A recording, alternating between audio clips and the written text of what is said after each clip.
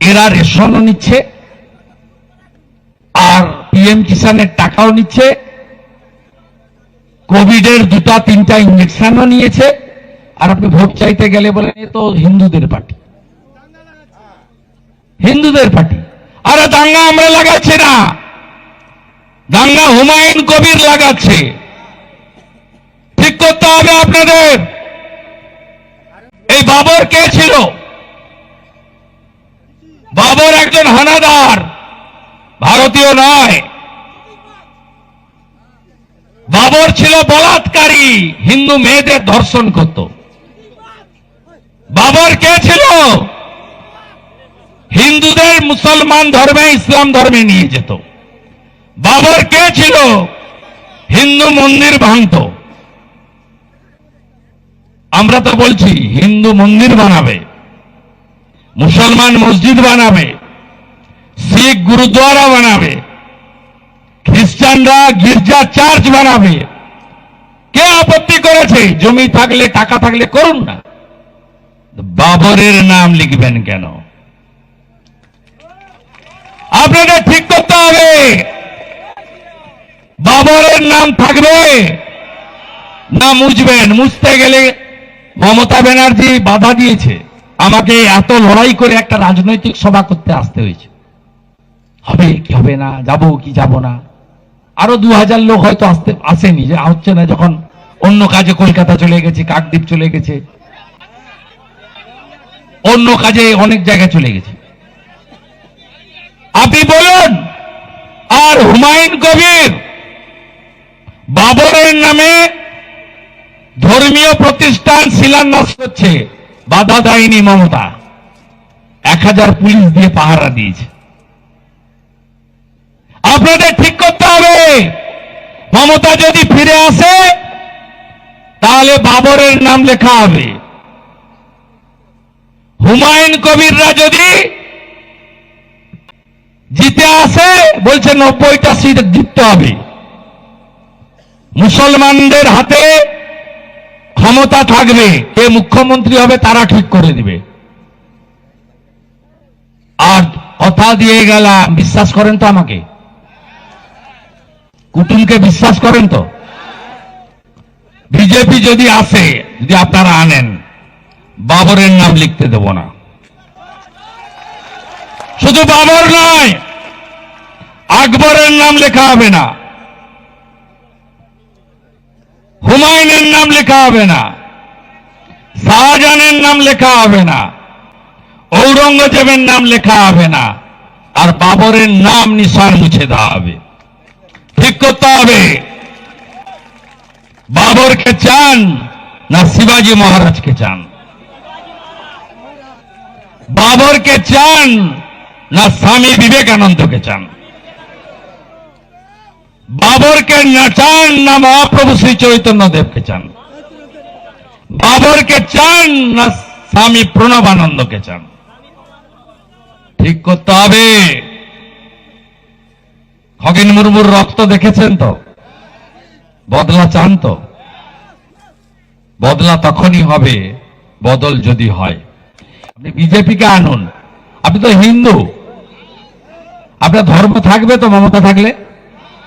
11তে এসে টাটাকে তাড়িয়েছে, 16তে এসে চাকরি চুরি করেছে, আর 26-এ যদি আসে হিন্দু তাড়াবে। ছবি দেখেছেন না ধুলিয়ান শামশেরগঞ্জ? নমস্কার বন্ধুরা, আপনারা শুনলেন বিরোধী দলনেতা শুভেন্দু অধিকারীর বক্তব্য এবং হুমায়ুন কবিরকে নিয়ে তিনি যাভাবে বললেন এবং হুমায়ুন কবিরের যে বাবরি মসজিদ সেই প্রসঙ্গে এই বক্তব্যগুলি দিয়েছেন। এবং আরেকদিকে মমতা ব্যানার্জি বা তৃণমূল দল নিয়েও তিনি যে যে কথাগুলি বললেন আপনারা শুনলেন। কারণ শুভেন্দু অধিকারীর মতে তিনি যেটা বোঝানোর চেষ্টা করছেন, বিশেষ করে হিন্দু ভোট নেওয়ার জন্যে বা সনাতনীদের জাগ্রত করার জন্যে, কারণ তিনি এটাই বোঝাতে চাচ্ছেন যে হুমায়ুন কবিরের যে বাবরি মসজিদ, এটা তৈরি করাকে নিয়ে, হুমায়ুনের এই বাবরি মসজিদ তৈরি করাকে নিয়ে ওনার কোনো মন্তব্য নেই। উনি পরিষ্কার বললেন যে এখানে মুসলিম তারা মসজিদ তৈরি করবেন, হিন্দু যারা তারা মন্দির তৈরি করবেন, যারা খ্রিস্টান তারা গির্জা নির্মাণ করবেন, যারা বিভিন্ন ধর্মের তারা নিজের ধর্মের উপাসনা তৈরি করতে পারেন। কিন্তু এখানে যেটা ওনার আপত্তি সেটা হচ্ছে বাবরের নাম নিয়ে, বাবরি মসজিদ এই বাবরের নাম নিয়ে ওনার মতে বা উনি যেটা বলছেন যে বাবর হিন্দুদের উপর অত্যাচার করত, হিন্দু নারীদের উপর অত্যাচার করত এবং হিন্দুদেরকে ধর্ম পরিবর্তন করিয়েছিলেন। কাজে শুধু বাবর নয়, ঔরঙ্গজেব আরও অনেকে নাম বললেন। কিন্তু তিনি একদিকে যেমন তৃণমূল দলকেও বললেন যে ওনাদের পারমিশন ছাড়া এই বাবরি মসজিদ তৈরি করা অসম্ভব। কারণ আমরা যেটা এর আগে দেখলাম যে হুমায়ুন কবির যখন তৃণমূল দলে ছিলেন তখন কিন্তু তিনি একটা কথা বলেছিলেন যে 70% 80% বলে যে আমরা ভাগীরথী জলে ভাসিয়ে দিতে পারি। কিন্তু সেই সময় তৃণমূল দল ওনার উপরে কোনো পদক্ষেপ নেননি। কিন্তু তারপরে যখন লাগাম ছাড়া হয়ে গেলেন এই হুমায়ুন কবির, তারপরে কিন্তু ওনাকে বাবরি মসজিদ করছে বলে সাসপেন্ড করা হলো। কিন্তু হুমায়ুন কবির বাবরি মসজিদ করছেন বলেই মুসলিম সমাজের যে ঢল এবং মুসলিম সমাজকেও তিনি কিন্তু বলেই দিয়েছিলেন, আমরা এর আগের ভিডিওতে দেখেছিলাম যে এখানে যদি বাবরি মসজিদ করতে হয় তো কাজেই 90 থেকে 94টা সিটে ওনার নতুন দলকে জেতাতে হবে, মানে মুসলিমদের ভোট যাতে এদিক ওদিক না যায়, এটাই তিনি পরিষ্কার করে দিয়েছিলেন।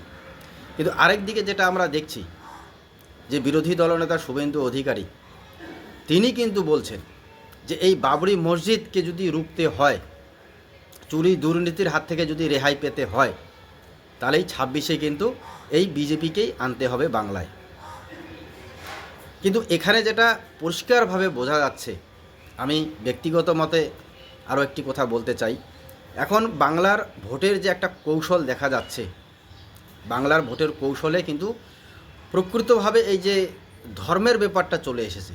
আমি যেটা ব্যক্তিগত মতে বলতে চাই বা বলছি যে একদিকে হুমায়ুন কবির যেমন বলছেন যে বাবরি মসজিদ করতে গেলে 90 থেকে 94টা সিট লাগবে, যার জন্য তিনি মুসলিম সম্প্রদায়কে বলছেন তাদের ভোট এদিক ওদিক না হয়ে যাতে 94টা সিটে বা 90 থেকে 94টা সিটে জেতানো হয়, তাহলেই কিন্তু বাবরি মসজিদ হবে।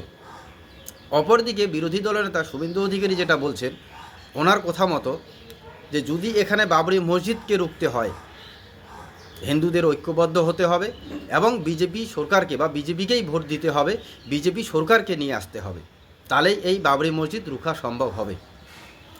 তো এখানে কিন্তু বাবরি মসজিদ আর আপনার বাবরি মসজিদ করতে দেব না এগুলো নিয়েই কিন্তু বর্তমান ভোট চাওয়া, ভোট ব্যাংক বাড়ানোর একদিকে যেমন মুসলিম সমাজের কাছে আবেদন করছেন হুমায়ুন কবির, অপরদিকে কিন্তু হিন্দু সনাতনীদের কাছে আবেদন করছেন বিরোধী দলনেতা শুভেন্দু অধিকারী।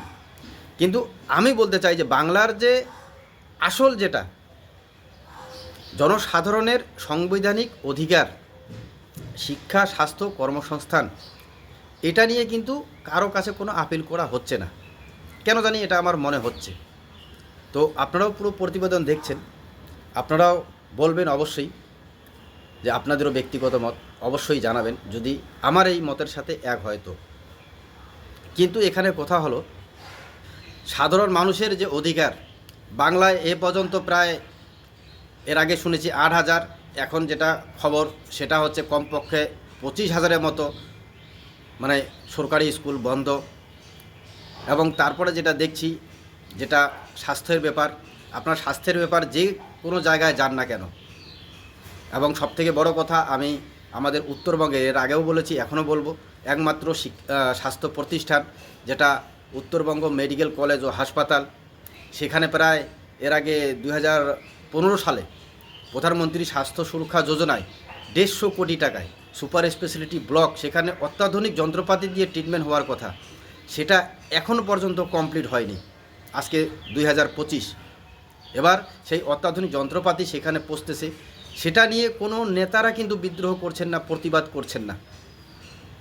অপরদিকে কর্মসংস্থান যেটাতে দেখা গেল এর আগে মুখ্যমন্ত্রী বলেছিলেন যে 22 লক্ষ শ্রমিক, তিনি উত্তরবঙ্গ পেপার থেকে শুরু করে মুখ্যমন্ত্রীর অনেক ভাষণে এটা বলা আছে, কিন্তু যখন দেখলাম যে এই কর্মশ্রী প্রকল্প নাম দিয়ে 5,000 টাকা করে দেওয়া হলো, সেখানে আবার 31,72,000 শ্রমিক হয়ে গেল, যার জন্যে প্রায় এককালীন প্রায় 1500 কোটি টাকা, 1588 কোটি, প্রায় 50 লক্ষের উপর বেশি টাকা দেওয়া হলো। এগুলো নিয়ে কেউ কিন্তু কোনো সর্ব হচ্ছেন না। বর্তমান বাংলার যে রাজনীতি, সেটা একটা ধর্ম গন্ধ পাওয়া যাচ্ছে। আগে প্রায় দ্বিমুখী লড়াই ছিল, তৃণমূল ভার্সেস বিজেপি, কিন্তু এখন সেটা দেখা যাচ্ছে প্রায় ত্রিমুখী লড়াই হয়ে গেছে। কেন? একদিকে এই হুমায়ুন কবির, তিনি বাবরি মসজিদের নামে মুসলিম সমাজের কাছে ভোট চাচ্ছেন, যে তিনি আগেই বলে দিয়েছেন যে 90 থেকে 94টা সিটে জেতাতে হবে, নাহলে বাবরি মসজিদ করা সম্ভব হবে না। অপরদিকে তৃণমূল, ওনারা তো ভোট চাচ্ছেনই, রোলিংয়ে আছেন। এবং আরেকদিকে যে বিরোধী দলনেতা শুভেন্দু অধিকারী, তিনি কিন্তু আবার সনাতনীদের কাছে আপিল করছেন যে 26-এ যদি মমতা ব্যানার্জি জিতে, তাহলে কিন্তু হিন্দুদের নাকি এই বাংলায় থাকা অসম্ভব হয়ে যাবে, হিন্দুদের তাড়াবে, তিনি এক প্রকার বলেই দিলেন। তো কাজেই হিন্দুদের যদি এখানে আধিপত্য জমাতে হয় বাংলায়, তাহলে বিজেপিকে আনতে হবে। কিন্তু এই ত্রিমুখী লড়াইয়ে বাংলার এই যে লড়াই হচ্ছে, রাজনৈতিক লড়াই, এখানে যে বক্তব্য দেওয়া হচ্ছে, মানুষের কাছে ভোট চাওয়া হচ্ছে, সেখানে কোথাও আমি দেখছি না যে স্বাস্থ্য, শিক্ষা, কর্মসংস্থানের জন্য কেউ ভোট চাচ্ছে। তবে হ্যাঁ, এখানে আমি এখনও একজন নেতার কথা বলবো, সেটি হচ্ছে আইএসএফ বিধায়ক। তিনি কিন্তু এখনও ওনার বক্তব্যে অনড়। আমি এখনও ওনার সোশ্যাল মিডিয়ায় ভিডিও দেখছি, উনি কিন্তু এখনও একই কথা বলে যাচ্ছেন যে বুথ স্তরের কর্মীরা কেউ একে অপরের সাথে, যে যাই দল করুন, লড়াই করবেন না। স্বাস্থ্য, শিক্ষা, কর্মসংস্থান নিয়ে শুধু সবসময় কথা বলে যাচ্ছেন। হ্যাঁ, এবং যেটা ওনার আরও আমি ভিডিও দেখলাম, উনি কিন্তু শিক্ষা নিয়ে বেশি লড়ছেন, কারণ বাংলার মানুষ যদি শিক্ষিত হয়, তবে উন্নয়নমূলক ভোটও দেবে এবং উন্নয়নমূলক কাজের দাবিও জানাবে। তো কাজেই আপনারা, জানি না কতটা আমার এই ব্যক্তিগত মতের সাথে সহমত হবেন। তো পুরো প্রতিবেদন আপনারাও দেখলেন, আপনারাও অবশ্যই আপনাদের ব্যক্তিগত মত জানাবেন। সজাগ থাকবেন। ধন্যবাদ।